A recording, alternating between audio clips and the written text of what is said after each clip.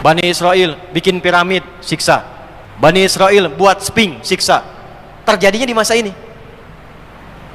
Kemudian terlahirlah sekitaran tahun 1400-an seorang sosok yang bahkan sempat diramalkan oleh dukun-dukun di era Firaun. Dukun sudah ada tuh, tapi kelak mereka tobat ya. Dukun Firaun aja tobat, masa dukun sekarang nggak tobat tuh kan? Nah, kata dukun-dukunnya akan ada seorang anak laki-laki. Saya tolong fokus di sini, karena ini yang akan saya sampaikan dari akar mula pertama kali konflik terjadi kekinian dengan semua karakteristiknya. Saya mohon maaf sebentar, yang ini paham tidak? Jelas ya? Kalau jelas, mohon izinkan saya untuk menghapus dulu, karena saya akan masuk ke inti bahasanya, ke konflik sekarang. Jazakallah khair. Sebelah sini aja Pak. Ya, makasih. Ini sudah hafal ya? Insyaallah. Insyaallah. Jazakallah khair. Mohon izin sekarang saya lambatkan suaranya, saya agak juga haluskan supaya mudah untuk dicerna. Sekarang selesai mukaddimahnya sampai ke intinya. Firaun.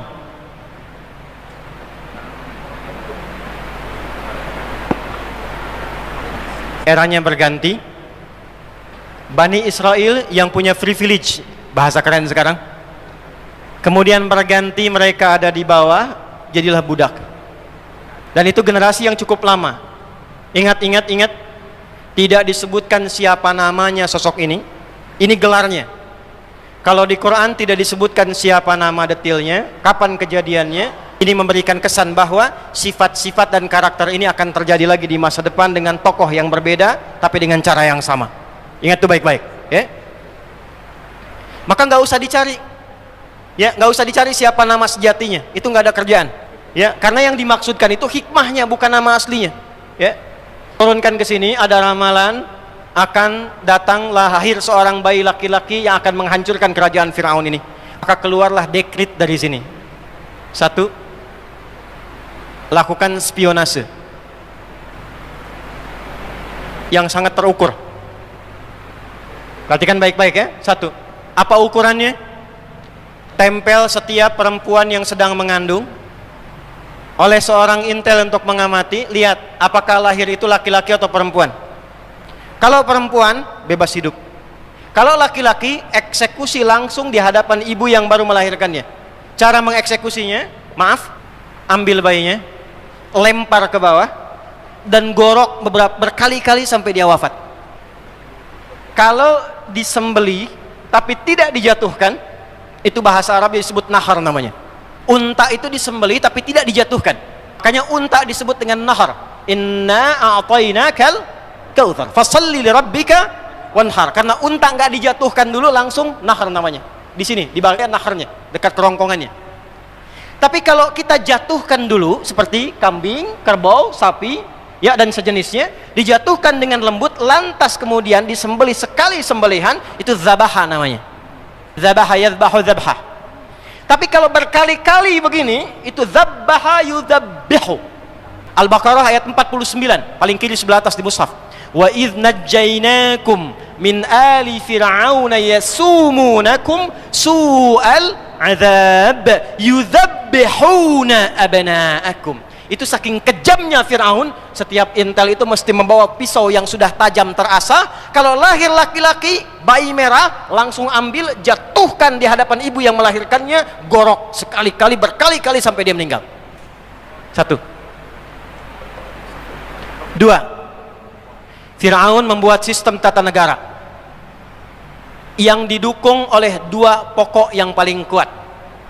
1, saya tuliskan jadi 2 berarti ke sini. Bagian pertama pendukung Firaun ini ya. Yang pertama teman-teman sekalian, aspek militer. Ada ahli strategi, jenderal perangnya namanya Haman. Siapa namanya?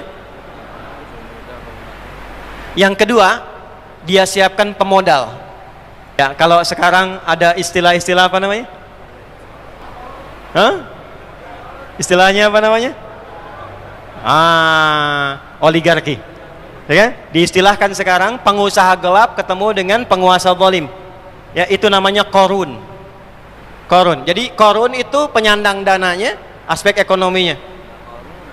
Kalau ingin Anda membentuk satu negara yang kuat, pemerintahan yang kuat, pastikan dua hal yang kuat. Satu ekonominya, keduanya militernya.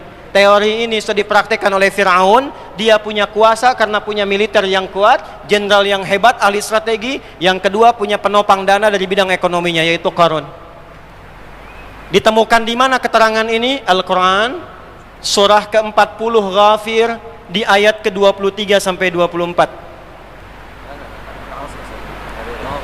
Dan kami utus Musa kepada Fir'aun bi ayatina wa sultanim mubin ila fir'auna wa hamana wa qarun wa qalu sahirun kadzdzab. Tuh, disebutkan nih tiga ini. Saya catat dulu ya. Fokus baik-baik ini, fokus baik-baik. Jadi yang memberlangsungkan siksaan, kerja rodi, kemudian sampai pembunuhan, penyiksaan, pembantaian, genosida yang dilakukan oleh Fir'aun itu aspeknya ini yang ditata. Spionase, intelijen diperkuat, militer diperkuat, sekuat-kuatnya habiskan. Yang melawan binasakan, genosida. Kalau perlu sekampung bakar semua, habiskan semua. Jangankan orang-orang yang jauh, istri sendiri kalau membangkang hukum juga, lemparkan ke kolam yang sudah dipanaskan. Fir'aun.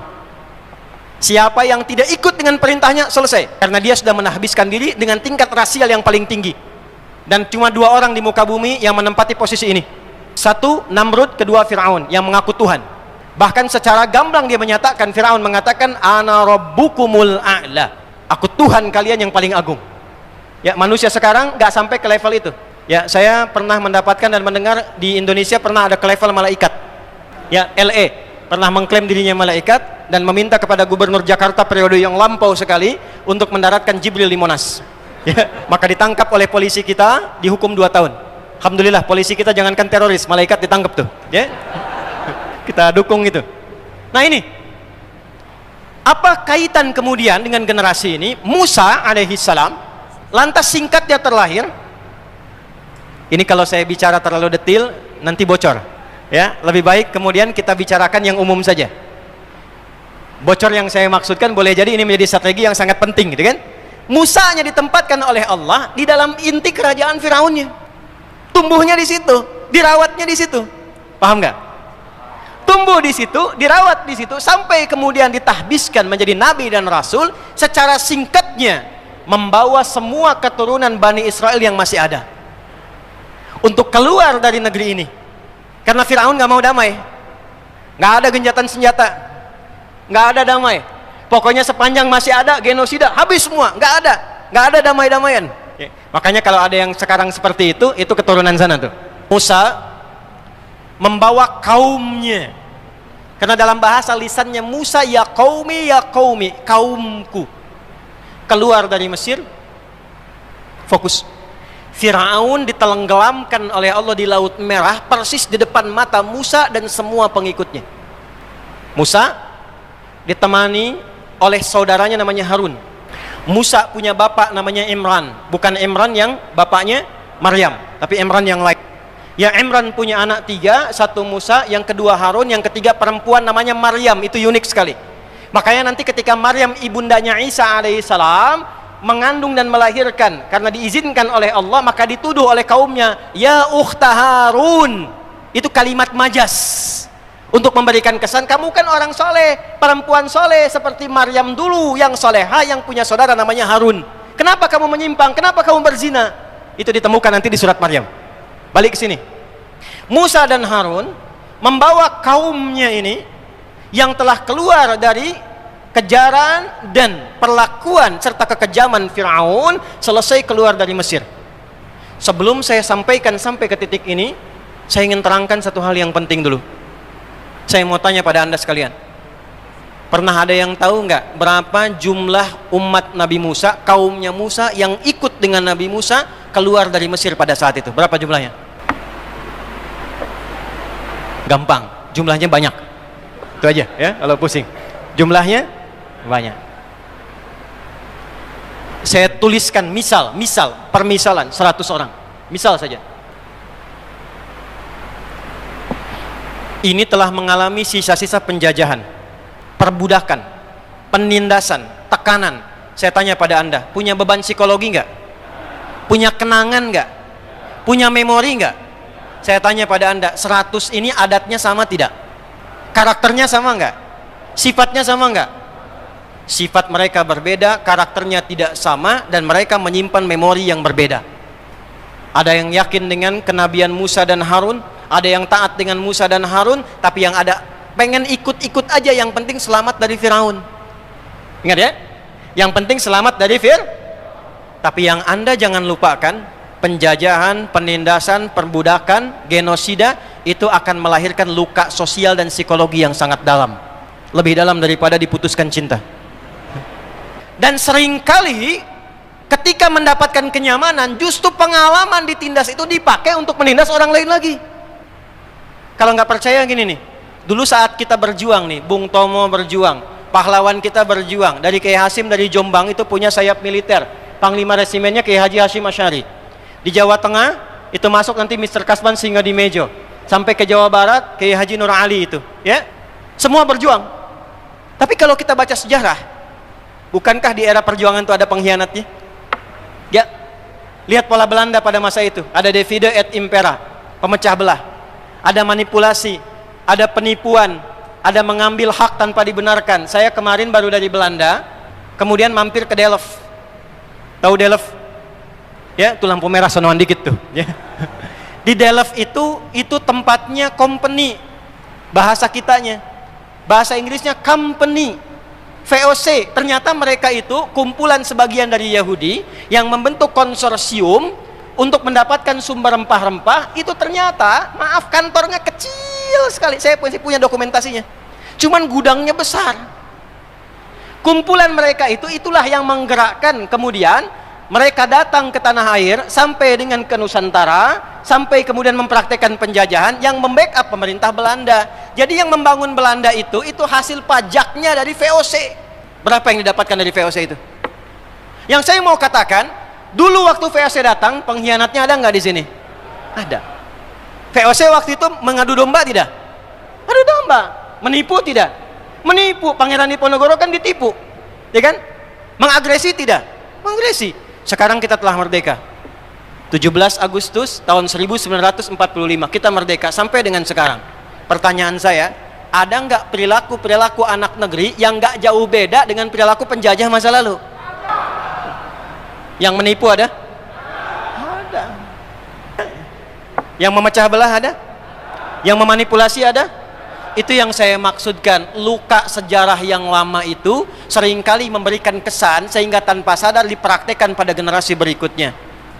Inilah yang terjadi, penindasan pada era Firaun yang saya garis bawahi dengan beberapa poin ini yang akan terbawa oleh beberapa generasi yang ikut Musa ini, sehingga perilaku itu yang melekat pada mereka yang dipraktekkan di kemudian hari.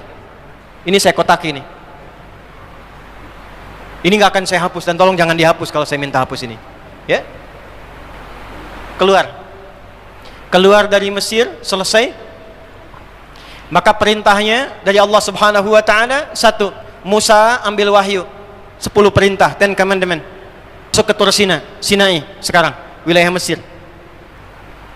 Sudah 40 hari 40 malam. Apa yang terjadi? Tadi kan saya katakan, dari yang banyak ini taruhlah 100 orang, kan nggak semuanya sama. Ada yang taat sama Musa dan Harun, ada yang ikut-ikutan. Yang ikut-ikutan ini mulai menyimpang. Harun, ini Tuhan yang nyelamatin kita, mana wujudnya? Nggak seru bertuhan nggak kelihatan. Ya, tolong dong tampakkan supaya kita bisa kreatif dikit, nikmat ngelihatnya. Maka muncul kemudian kreativitas itu dari Samiri. Bid'ah pertama yang dilakukan pada masa itu, Samiri membuat Tuhan-Tuhanan.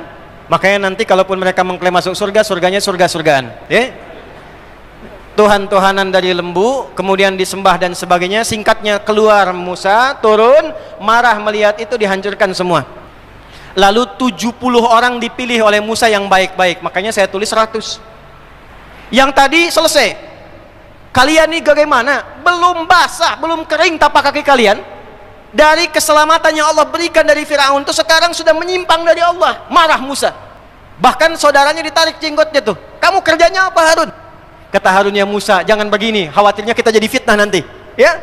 Maka ketika tenang Musa itu, apa yang terjadi kemudian? Quran surah ke-7 ayat 155. Quran surah 7 ayat 155. Musa memilih 70 orang. Sab'ina rajulan. Di bawah 70 orang ini yang soleh-soleh, limiqatina, untuk minta taubat kepada Allah Subhanahu wa taala. Ya Allah, aku akui mereka memang salah. Tapi engkau kalau mau hukum, ya hukum saya sekalian di sini. Hamba-hambamu yang soleh. Ya kan? Perhatikan cara Nabi itu kalau memohon itu dengan menggunakan kalimat menyentuh sehingga sulit kemudian ya untuk ditolak. Sulit untuk ditolak. Kalau rahmat pasti diberikan, kalau permintaan pasti dikabulkan. Maka apa yang terjadi? Allah sampaikan, yang salah tetap dihukum, yang baik-baik diberikan kebaikan. Maka ketika diterima taubat mereka itu, mereka mengatakan, inna hudna ilaika. Ayat 156-nya. Paling kiri sebelah atas. Quran surah 7 ayat 156. Inna hudna ilaika. Hudna, kami kembali tobat kepadamu ya Allah untuk mendapatkan dan mengikuti petunjukmu. Hudna, kata dasarnya, pelakunya disebut dengan hadu, sifat keadaannya disebut dengan Yahud, orangnya disebut dengan Yahudi. Ketemu Yahudi sekarang? Bani Israel sudah ada? Yahudi sudah ada? Baik, jadi hudna ilaika. Orang-orang yang bertobatnya disebut dengan hadu. Hadu di Quran surah kedua ayat ke-62. Innalladzina amanu walladzina hadu wan nasara, dan seterusnya ayat. Al-Yahud pertama ditemukan di Al-Baqarah ayat 120. Walan tarda ankal yahudu walan nasara hatta tattabi'a millatahum. Ini asal katanya. Ada yang membaca dari garis silsilah disambungkan ke Yahuda ke sini. Jadi Yahudi itu umatnya generasi yang tersambung sampai ke Nabi Musa, sampai ke kini, yang kalau ditelusuri generasinya ke sini, ke Yahuda. Jelas? Tapi yang lebih kuat, karena generasi ini sudah selesai, sudah bercampur semuanya, sudah berbaur semuanya, secara DNA itu sudah semua menyebar, maka yang paling mudah dipahami timbangannya kembali kepada Al-Quran. Wa muhaiminan alaih. Ini hudna ilai. Jadi Yahudi itu asalnya sifat karakter yang menunjukkan komitmen untuk taubat. Yahudi itu orang taubat yang pengen baik lagi, yang pengen tidak musyrik lagi, yang tidak membunuh lagi, yang tidak ngeyel lagi. Itulah Yahudi. Jelas sampai sini? Baik, kita temukan ini ya. Udah. Lalu apa yang terjadi? Diterima taubatnya oleh Allah, lalu turunlah ayat 157. Saya terima taubat kalian semua, kata Allah, mulai sekarang kalian ikuti petunjuk Musa ini, petunjuk Harun ini, sampai datang nabi terakhir. Alladzina yattabi'una an-nabi rasulan nabiyyal ummi. Sampai datang risalah penutup Musa, sampaikan pada kaummu sekarang. Generasi kalian akan terus melampaui zamannya, terus hadir lagi keturunan, terus hadir keturunan, sampai nanti lahir keturunan terakhir akan bertemu dengan sosok nabi yang paling agung, nabi yang paling hebat, sifatnya ummi, namanya Muhammad sallallahu alaihi wasallam.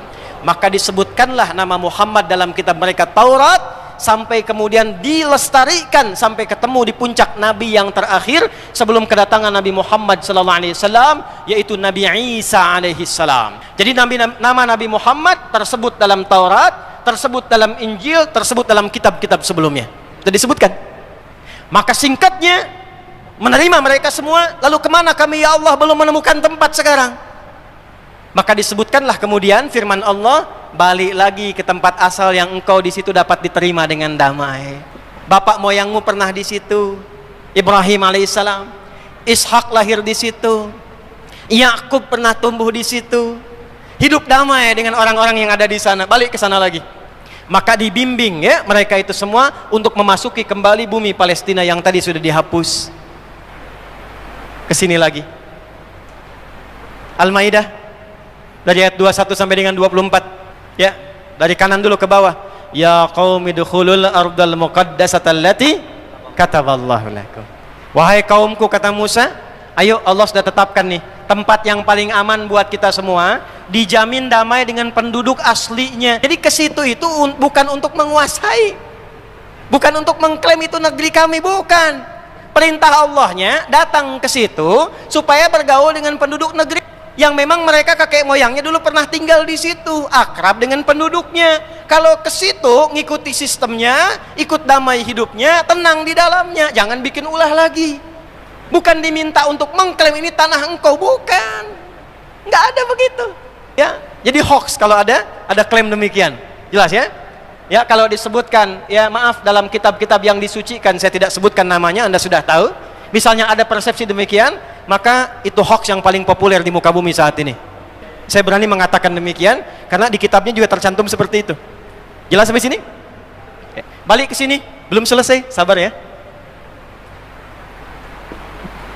Yuk berangkat. Apa komen mereka? Begitu Musa perintahkan, ya Musa inna fiha qauman jabbarin. Musa nggak mau ah. Di sana banyak orang-orang kuat. Wah, kuat mereka itu, hebat-hebat. Ya, qauman jabbarin, yang kuat, yang kokoh, yang hebat-hebat. Ada sebagian tafsir menyebutkan itulah suku Palestina. Makanya kalau sekarang berjuang hebat-hebat, kuat-kuat, kokoh dan sebagainya, dari dulu emang begitu. Musa nggak mau ah. Di sana sudah ada golongan kuat, hebat-hebat, keras mereka itu, kami nggak mau masuk. Yang paling dahsyatnya, lihat komennya di ayat 20. Izhab anta wa rabbuka faqatila inna hahuna qa'idun. Kalau masih maksa, Musa kamu aja dengan Tuhanmu pergi dulu ke sana, taklukkan dulu Palestina. Kalau sudah menang, kabari kami di sini. Kami duduk-duduk dulu. Kalau udah menang, kabari, baru kita masuk sama-sama. Tolong catat kalimat ini. Ini menunjukkan bahwa DNA dari Yahudi yang terbawa sampai umatnya Musa yang selamat itu tetap membawa sifat ketakutan yang dalam. Bahasa kerennya sekarang ada sifat pengecutnya, ketakutan yang dalam. Saya tulis ya, 1, 2, 3, 4 penakut. Makanya beraninya dari atas pakai pesawat, bom, nggak berani hadapan satu-satu. Karena penakut. Dari dulu begitu. Ya, dari dulu. Dah, saya percepat, saya mau masuk ke ujungnya. Karena ada peristiwa seperti itu, sudah dihukum. Arba'ina sanatan yatihuna fil ard. Musa, ini kaummu bengalnya luar biasa, udah diselamatkan, udah diampuni tobat, masih ngeyel juga. Saya hukum 40 tahun berkelana. Catat ini baik-baik. 5. Generasi mereka punya siklus 40 tahunan. Tolong catat ini ya. Punya siklus 40 tahunan. 40. Tolong catat ini. Yang baca Qurannya dengan detil, dengan teliti, dia akan mendapatkan sesuatu yang hebat dari sini. Sudah 5 saja.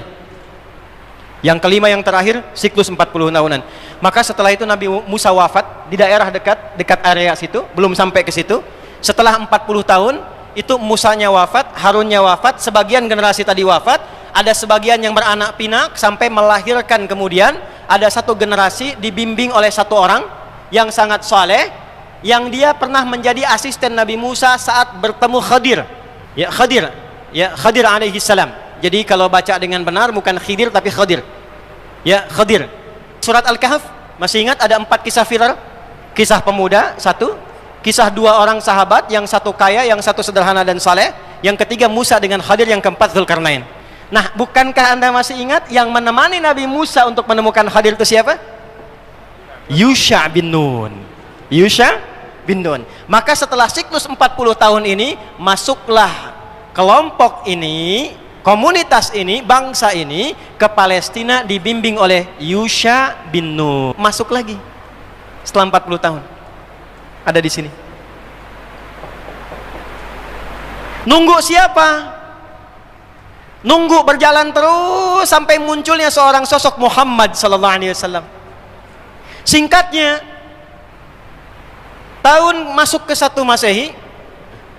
Masehi, lahirlah Isa alaihi salam. Isa bin Maryam. Isa meneruskan risalah Musa. Jadi kalau diurut tadi Nabi Isa, keturunannya kan masih ke generasi ini, ke Yahuda. Maka Nabi Isa pun sesungguhnya mendakwahi keturunan yang berasal dari sini tadi, dari Musa ke Yusha bin Nun, beranak pinak lagi sampai periodenya Isa alaihissalam. Bayang, dari Musa aja kan 1400-an, ya kan? Artinya apa? 1000 tahun setelah peristiwa itu generasi Isa muncul. Ini masih beranak pinak. Maka zamannya sudah berbeda, Kondisinya sudah tidak sama, dan yang menguasai tempat itu di Palestina sudah dikuasai oleh Romawi pada masa itu. Romawi sudah ada dengan Bizantiumnya. Maka apa yang terjadi? Nabi Isa diutus menjadi nabi dan rasul, diberikan oleh Allah kitab. Standar nabi itu punya kitab.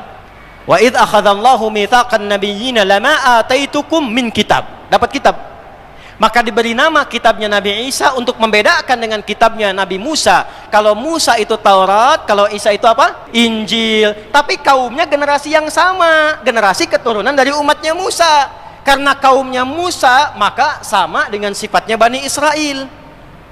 Jelas? Sama punya sifatnya Yahud, hudna ilaika. Sama juga kemudian punya sifatnya menerima kitab, ahlul kitab. Makanya nanti di Al-Quran kita akan temukan ya Bani Israel, ya ahlal kitab, ya ayyuhalladzina utul kitab. Baik, diturunkan, disampaikan risalah yang sama persis dengan sebelumnya, tapi syariatnya lebih dilengkapi karena sesuai dengan eranya. Dan di era Nabi Isa tetap diinfokan akan datang Rasul penutup setelahku, namanya Ahmad. Ustadz, kok namanya bukan Muhammad? Kenapa Ahmad? Inilah keistimewaan Nabi yang terakhir. Karena semua nama yang melekat pada beliau semuanya nama sifat. Sebelumnya rata-rata nama zat. Musa, Isa, Yakub sampai ke Adam, nama zat semua. Zat itu nama untuk membedakan satu dengan yang lainnya. Adi ini, kan? Ustaz Fahmi itu.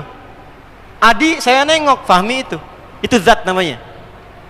Tapi Fahmi yang jujur, Fahmi yang toleran, Fahmi yang penyabar, itu sifat namanya. Ya, nama Nabi sebelumnya zat, tapi yang melekat pada Nabi terakhir semua sifat, untuk menunjukkan sekalipun Nabinya sudah wafat, sifatnya tetap abadi sampai dengan hari kiamat.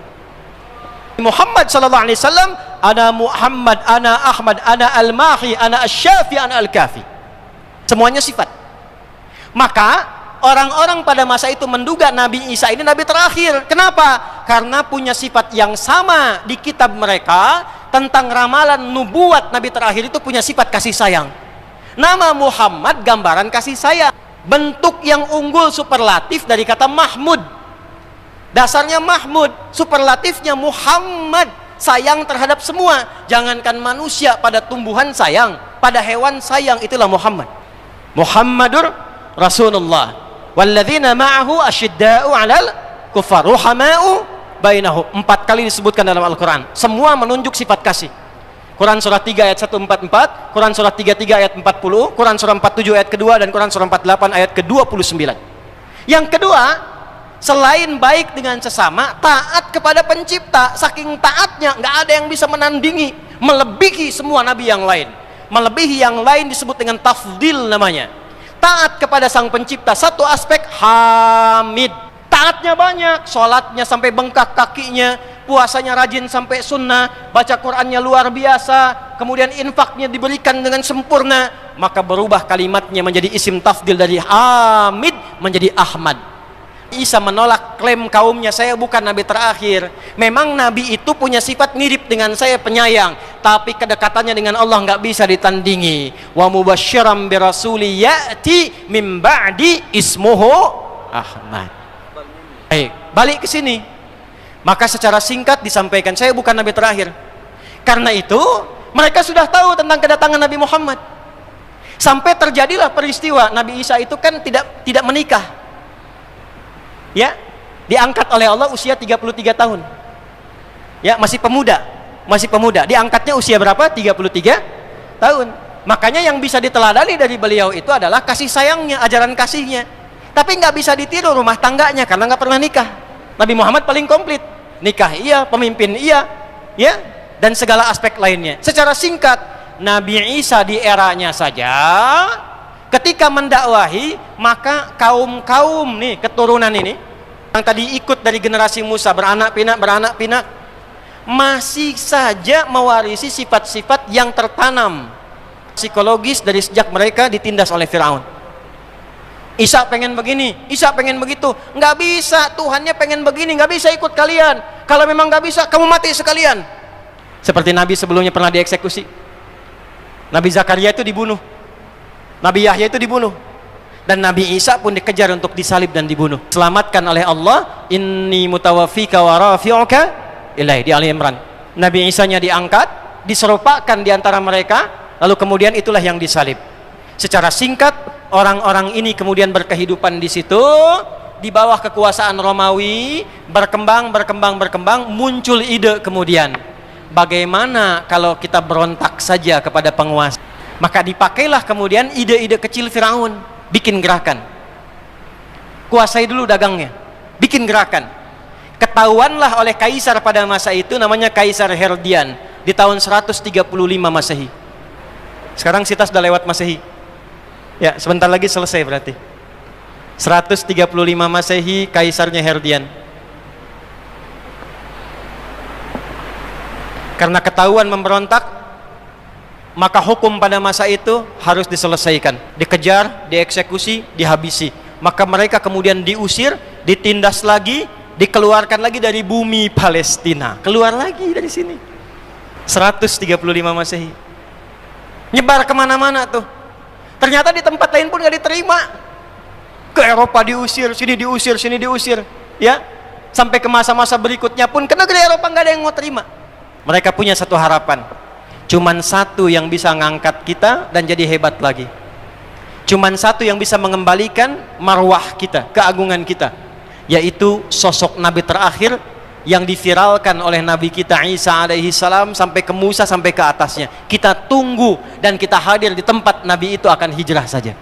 Lalu mereka bergeraklah datang. Kemana datangnya? Sebetulnya di kitab mereka sudah dijelaskan, lahirnya akan lahir di tempat bukit, di satu lembah, bukit menghitam, bebatuan besar yang tiada lain adalah Mekah.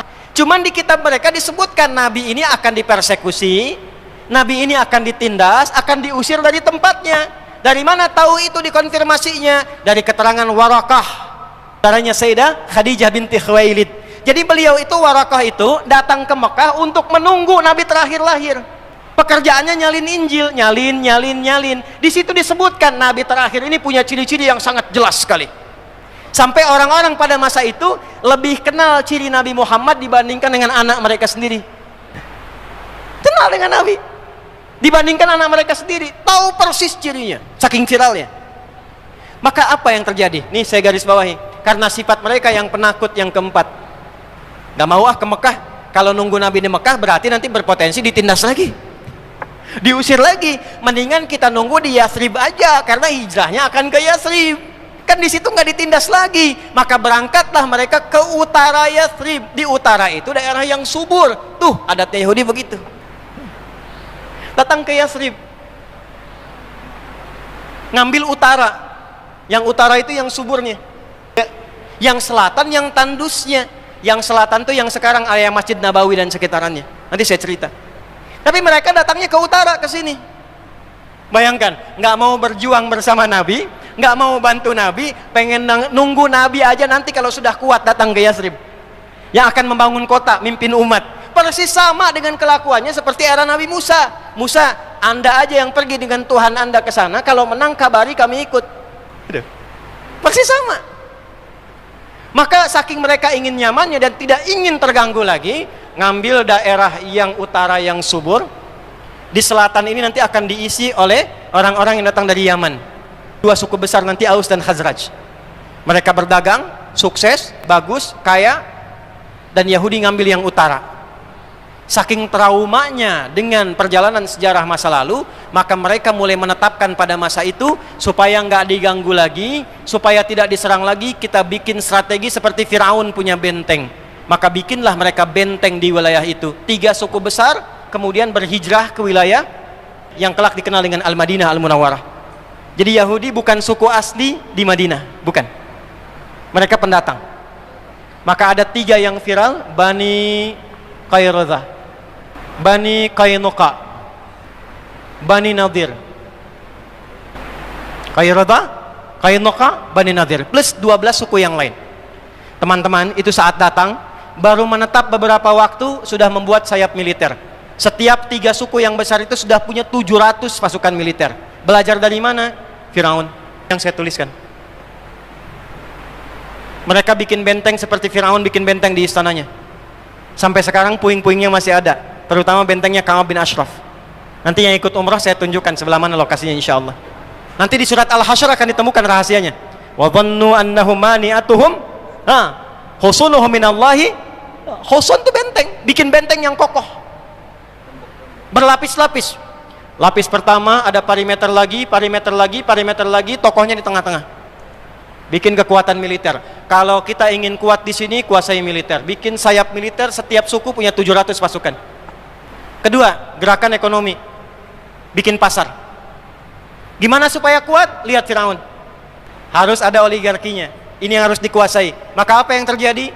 Bikin seperti Korunnya. Maka apa yang dilakukan? Seperti Firaun memecah belah rakyatnya, pecah belah Aus dan Khazraj. Yang tadinya akur, yang tadinya baik, dipecah sampai mereka berkelahi puluhan tahun gak pernah damai, dan menjadi pertengkaran yang sangat luar biasa dahsyatnya. Kalau wafat di Aus, mesti meninggal di Khazraj. Selesai. Maka pada saat itu Yathrib dikuasai oleh Yahudi. Perputaran pasar ekonominya plus kekuatan militernya. Dan punya spionase, agen-agen intelijen yang cukup kuat mereka pada masa itu, sehingga disegani. Di situasi itulah kemudian mereka menunggu datangnya Nabi Muhammad sallallahu alaihi wasallam. Belum selesai, Mas. Mereka menunggu Nabi Muhammad sallallahu alaihi wasallam. Jadi datang ke Madinah itu, datang ke Yathrib itu untuk nunggu Nabi Muhammad. Nunggu Nabi Muhammad. Yang menarik apa? Begitu mereka klaim dan diabadikan di dalam Al-Qur'an, dari mulai kitabnya, Al-Quran, dari nabinya Muhammad sudah tahu itu. Di kitabnya ada di Al-Quran ayat ke-89, walamma ja'ahum kitabum min indillahi musaddiqan lima wa kanu min qablu yastaftihuna 'alal ladzina kafaru falamma ja'ahum ma'arafu kafaru bi. Mereka udah nungguin Qurannya, nabinya. Al-Baqarah ayat 101, walamma ja'ahum rasulun min indillah. Mereka dah nunggu rasulnya, tahu akan ada Quran, sudah tahu. Ketika nabinya datang ke Yathrib, ke Madinah, nabi datang ke situ, ternyata mereka mendapati realita, nabi yang mereka tunggu itu bukan dari keturunan yang mereka harapkan. Mereka berharapnya ingin membangkitkan kembali keunggulan mereka, ras mereka, turunan mereka, silsilah mereka. Pengennya dari jalurnya siapa? Jalurnya Bani Israel. Jalurnya ke atas, Yakub, Ishak, Ibrahim. Ternyata yang dipilih oleh Allah jalurnya Ismail alaihi salam. Maka apa komen mereka? Diabadikan komentar ini oleh Imam Ibnu Jarir At-Tabari dalam kitabnya Jami'ul Bayan an Ta'wili Ayatil Quran, dikenal dengan tafsir Al-Imam At-Tabari. Jilid pertama, halaman 113 paling kiri sebelah atas. Maka komennya apa? Ya Muhammadun, innaka nabiyyun mab'utsun. Benar, memang engkau nabi yang diutus. Anda diutusnya bukan untuk kami. Walakin lasta lana walakinnaka bu'itsta li ghairina. Tapi sayangnya Anda bukan diutus untuk kami, Anda diutus untuk kaum selain kami. Yang datang ke Madinah mereka, yang nungguin Nabi mereka, yang tahu sifatnya mereka, yang tahu tandanya mereka. Begitu datang Nabi yang mereka harapkan, mereka sendiri yang ngeyel, mereka sendiri yang ngeles dan mengatakan, memang Anda Nabi yang diutus, cuman sayang Tuhan ngutusnya bukan untuk kami, untuk kaum selain kami. Sifatnya muncul lagi. Maka apa yang terjadi? Karena nggak sesuai dengan harapan, muncullah kemudian karakter-karakter yang lama sudah tertanam. Eksekusi nih nggak sesuai dengan spek kita. Tuh, apa yang terjadi? Spionase dipakai. Ahli Madinah, Abdullah bin Ubay bin Salul, tokoh munafik Madinah, didekati. Memang orang ini datang ke sini memecah belah aja nih Muhammad nih. Kalau dia bikin masjid, kita bikin masjid lagi aja. Ganggu semua, pasar diganggu, semua diganggu. Nabi ingin stabilkan pasar, diganggu. Akhirnya apa yang terjadi? Nabi bijak, turun wahyu, perintahkan. Udah, bikin perdamaian, bikin piagam kesepakatan. Maka disitulah kemudian dibuat kesepakatan piagam Madinah. Kurang lebih 29 poin. Yang paling menarik, yang dipakai hukumnya masing-masing keyakinan.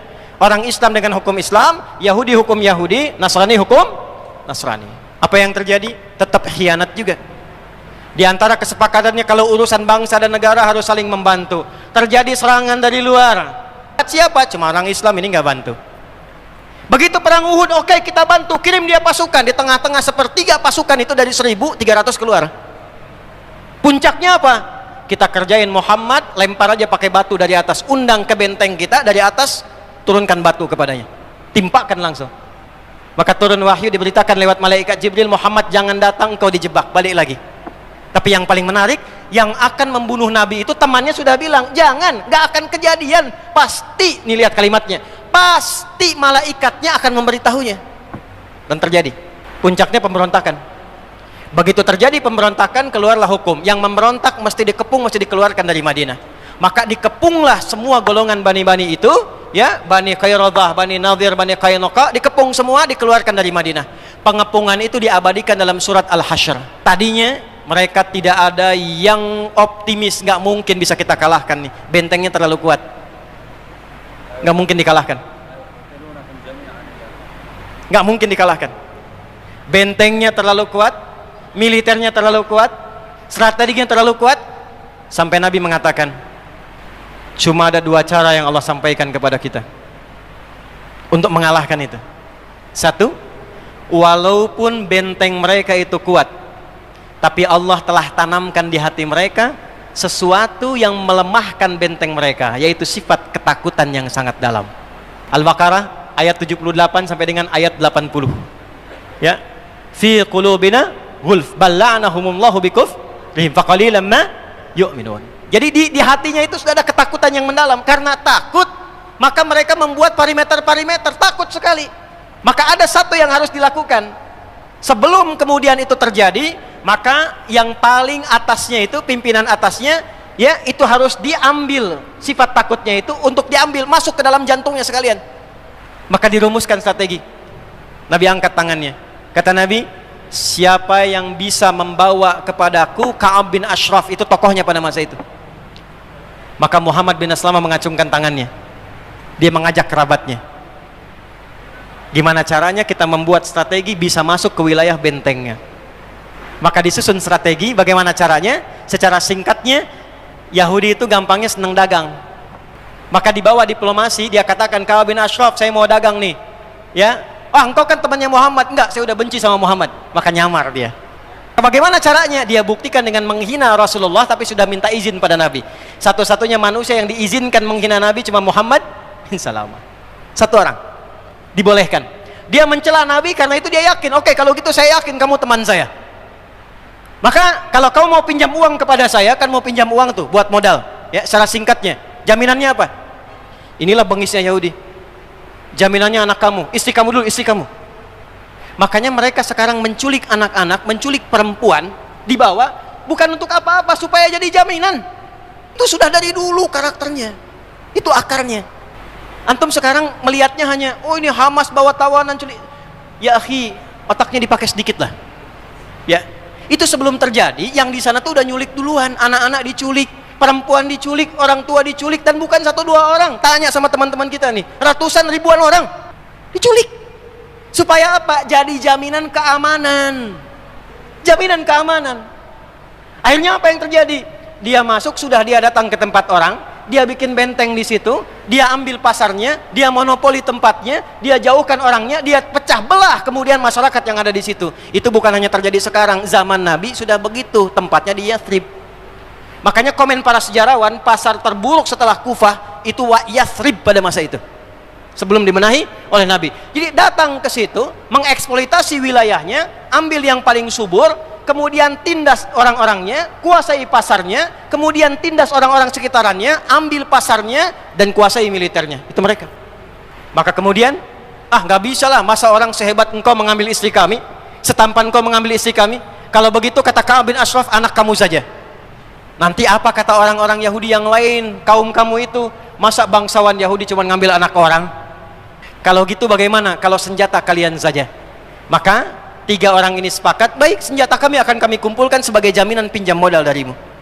Saat pinjam senjata itu, itulah strateginya bagaimana masuk ke benteng Yahudi tetap membawa senjata.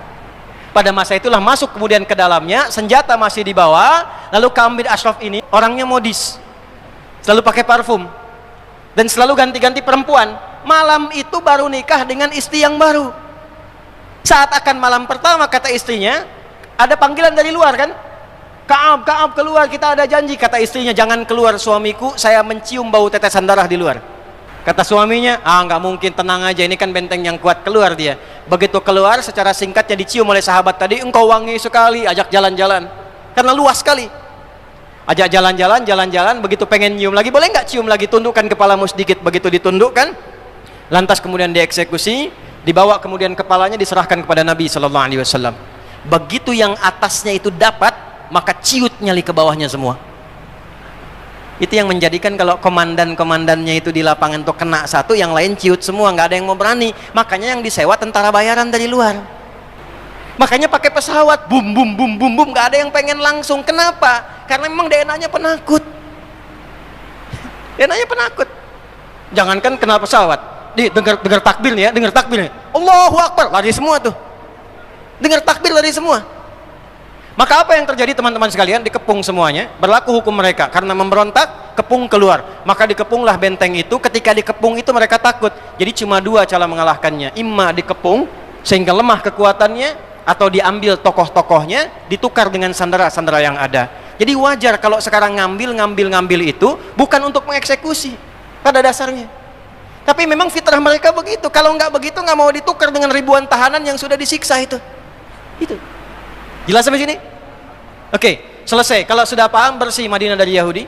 Dan itu karena perilaku mereka sendiri, bukan karena nabinya. Kalau di sekolah berlaku hukum, kalau ada anak merokok, kepala sekolah mengeluarkan. Tiba-tiba ada satu anak merokok, kepala sekolah mengeluarkan. Pertanyaan saya, dia dikeluarkan oleh kepala sekolah dari sekolah itu, apakah karena kepala sekolahnya atau pelanggarannya? Maka jangan katakan Nabi mengusir orang Yahudi dari Madinah. Yahudi keluar dari Madinah karena pelanggaran mereka sendiri yang memberontak, dan keluarnya karena hukum mereka. Di kitab mereka dituliskan kalau memberontak, keluar, diusir dari tempatnya, dan hukuman mati bagi yang memberontaknya. Itu hukum mereka sendiri. Keluar. Berubah kotanya jadi tenang, Yahudi sudah nggak ada, tenang makmur, maka dari Yathrib berubah jadi Al-Madinah Al-Munawwarah. Kemana Yahudi? Nyebar lagi. Ke Eropa nggak punya tempat tinggal, ke Austria diusir, ke Jerman kemudian disiksa dan sebagainya. Nyebar. Singkatnya diterima oleh satu kesultanan pada masa itu yang punya wilayah cukup luas, dikenal dengan Turki Utsmani. Oman. Maka di mana mereka bisa diterima? Karena di tempat lain nggak ada yang mau terima. Balikin lagi ke firman Allah, Ardul Muqaddasah. Maka ditampunglah di bumi Palestina. Dari mulai abad ke-18 masuk ke situ lagi, secara singkat masuk ke situ, damai di situ. Damai, tenang, bisa hidup lagi, bisa dagang lagi, bisa nyaman lagi, sampai musibah muncul 1924. Islamnya sudah jarang ngaji lagi, sibuk dengan diri sendiri, terpecah-pecah, sudah saling menyalahkan, gara-gara kunut gak kenal saudara, gara-gara bismillah jahar dan sir sudah gak kenal lagi, sudah beda manhaj, sudah bid'ah-bid'ahan, assalamualaikum akhi, beda manhaj. Maka yang terjadi apa? Mereka berkembang lagi. 1924 habis semua, hilang. Yahudi melobi, dia kuasai ekonomi dulu, kembali ke awal. Ekonomi dikuasai, sampai punya lobby yang kuat mengendalikan pemerintahan dunia. Inggris diminta dibuat perjanjian Balfour secara cepat, tiba-tiba dibagi-bagi. Turki Utsmani kalah, masuk kemudian ke situ. Cerdasnya pada masa itu, beliau mewakafkan wilayah Ardul Muqaddasah sebagai wakaf agama. Yang sekarang otoritasnya Yordania menjaga itu. Dulu orang Islam menjaga di bumi Palestina, jaga betul. Maka apa yang terjadi? Setelah mereka masuk, dipecah, terjadilah bencana Nakbah 1948. Maka cara masuknya persis sama ketika masuk ke Madinah, persis sama yang dilakukan oleh Fir'aun, pecah belah dulu, bagi dua wilayahnya, masuk ke tengah-tengah, putus hubungan antara utara dengan selatan, barat dengan timur, putuskan dulu, bagi dua kemudian oleh mereka, secara cepat saja dibagi dua wilayahnya. Mereka masuk ke tengah dari kecil-kecil, yang lain masih sadar, masih protes. Maka tahun 1967 terjadi kemudian protes dari 3 negara, aksi militer keluar. Maka Yordania, Mesir, Syria mengeluarkan kemudian kekuatannya, tapi backupnya sudah kuat dari luar. Anakum aktsara nafira, ya, di surah Al-Isra di ayat yang ke-6 itu, ya. Maka mereka sudah punya aliansi, sudah punya koalisi. Sebelum bergerak, pangkalan udaranya dibom, dihancurkan, cuma 6 hari habis semua. Maka karena habisnya itu, Suriah diambil wilayahnya dekat Palestina, dataran tinggi Golan.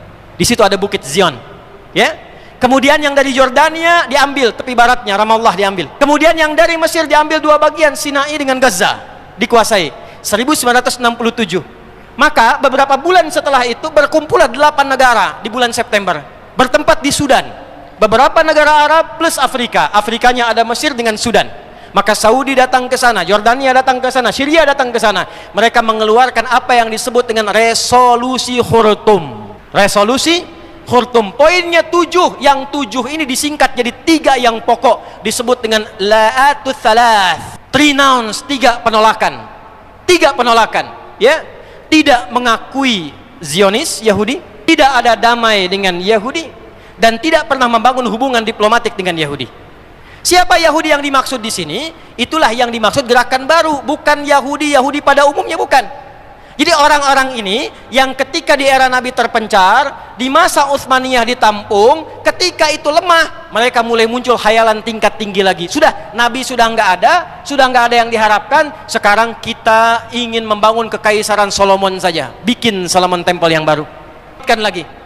Sudah nggak ada sekarang nabinya, yang tinggal ditunggu Dajjalnya, Mesiahnya yang datang. Maka harapan mereka untuk mempercepat itu semua dan mereka bisa kokoh kembali seperti harapan mereka harus membangun kekuatan besar untuk membangun kedigdayaan lagi. Apa yang harus dijadikan klaimnya? Klaimnya apa? Objeknya apa? Tidak ada yang lain kecuali kuil Sulaiman. Karena itu adalah raja yang paling hebat dalam era sejarah mereka. Bisa menaklukkan awan, bisa bicara dengan binatang dan sebagainya. Maka ditandai situsnya. 1. Kedua, ini gimana cara ngajak lain-lain supaya datang ke sini? Kan nggak mungkin kalau dipaksa datang saja. Maka dibawa dengan ajakan, kita bangkit kembali seperti nabi-nabi kita yang hebat yang ada di Bukit Zion. Maka muncullah aliran membawa kepada arah Zion yang disebut dengan Zionisme. Yang disebut dengan Zionis. Jadi yang sekarang bergerak ke Palestina itu, yaitu adalah gerakan Zionis. Kalau Yahudi pada umumnya terbagi-bagi, beragam. Ada yang masuk Islam, ada yang damai hidup dengan umat Islam. Yang sekarang itu yang ini. Genealoginya ke atas tuh, genealogi konflik yang mewarisi sikap-sikap Firaun. Makanya wajar ketika mereka membawa sifat Zionisme, resolusi Khurtum kemudian terjadi 1967, sepakat semua negara Arab, Palestina masih dibebaskan lagi. Maka mereka perluas di belah tengahnya seperti Firaun melakukannya. Ini lihat. Ini Palestina. Dah? Ini tepi barat. Ya, yang dekat ke Jordan. Ramallah Al-Quds wilayah sini. Ini kita gambarkan yang Gaza saja. Ini yang dekat nanti selatannya ke Rafah. Utaranya yang ada rumah sakit kita ini yang sekarang sedang terancam di utara nih. Ya, yang teman-teman ada di sini. Gambarkan di sini aja biar cepatnya. Ini semua Palestina. Di peta awal namanya juga Palestina. Peta silahkan putar. Ya, saya katakan saya punya Bible yang edisi internasional. Yang depannya ada petanya. Itu 1200 tahun sebelum Masehi, itu tertulisnya Palestina dan masih ada tulisan Gaza. Mereka masuk lewat tengah, dibelah. Seperti Firaun dulu pernah membelah. Supaya tidak terkoneksi antara utara dengan selatannya. Ya, udah. Tutup begini. Biarkan yang ini, biarkan yang ini. Lalu apa yang dipakai? Nih, kekuatan intelijennya. Ambil salah satu untuk diprovokasi seperti Aus dan Khazraj dibuat fitnah. Nanti mana yang berhasil, itu yang disupport, kirimkan ke sana uangnya, kirimkan pendanaannya, support supaya terpecah visinya, supaya nggak menyatu ini dengan ini. Supaya masing-masing bikin faksi sendiri, masuk lewat tengah. Maka apa yang terjadi? Ya, setelah 1148 Nakbah. Ya, Nakbah itu tragedi, bencana. Datang mereka ke situ mendeklarasikan sebuah negara, entah dari mana tiba datangnya, berdiri negara, muncul di tengah-tengah, dibagi dua seperti itu. Maka pertama berdiri PLO, sekitar 1150-an, dengan tokohnya Yasir Arafat, Allah yarham alaih. Ya, Palestina Liberation Organization. Itu berjuang dengan sayap militer, dengan tenaga, dengan pikiran, dengan semuanya, gabung semua di situ. Maka apa yang terjadi? Setelah 1167 gagal tadi yang 3 negara, sepakat 8 negara, tapi yang terjadi ternyata masuk awal tahun 70-an yang 8 ini mulai kemudian melunak, mulai menyalahi komitmen yang 3 nouns, yang la'at salas itu. Mulai buka hubungan diplomatik. Padahal yang 3 itu mengatakan tidak ada hubungan diplomatik, tidak ada kerjasama, tidak ada pengakuan, tidak ada damai. Itu semua dilanggar, semua buka hubungan kerjasama, baik yang langsung ataupun yang diam-diam. Dalam keadaan itulah kemudian perjuangannya sulit mendapatkan dukungan. Dan kalau Anda menelusuri sejarah, ternyata tahun 1931 sudah ada orang-orang dari Indonesia, walaupun Indonesianya belum lahir, yang sudah berangkat sampai ke Gaza. yang pemimpinnya yang berada di Mesir pada masa itu dan bertemu dengan Syekh Al-Amin Al-Husaini. Namanya siapa? Masih ingat? Kiai Haji Kahar Muzakir.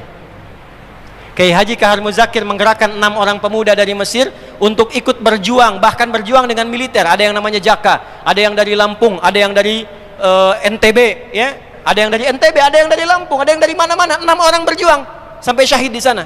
Ya, ada yang datang ke sana. Dulu masih perjuangan karena kenapa? Palestina. Mereka juga membela perjuangan kita di sini, kita pun mendukung perjuangan mereka di sana. Ya, makanya ketika kita akan deklarasi kemerdekaan 9 September 1944, Syekh Muhammad Al-Amin Al-Husaini itu mensupport sampai berangkat di Jerman, di radio Jerman, itu mereka mendukung melalui Syekh Muhammad Al-Amin Al-Husaini, mufti pertama yang memberikan dukungan kemerdekaan Indonesia dari Palestina. Salim beliau. Ya, negara pertamanya Mesir, mufti pertamanya dari Palestina. Dibalas itu dengan Kiai Haji Ahmad Muzakir, ya, yang beliau datang kemudian ke sana, Kahar Muzakir datang ke sana, memimpin, membawa dengan tulisan-tulisan yang tulisan itu diabadikan kelak. Nanti ada di Suara Muhammadiyah, ada juga di edisi Mujtama yang di copy paste tulisannya oleh Babeh Ridwan Saidi kemudian hari. Sampai sekarang masih bisa diakses tulisannya.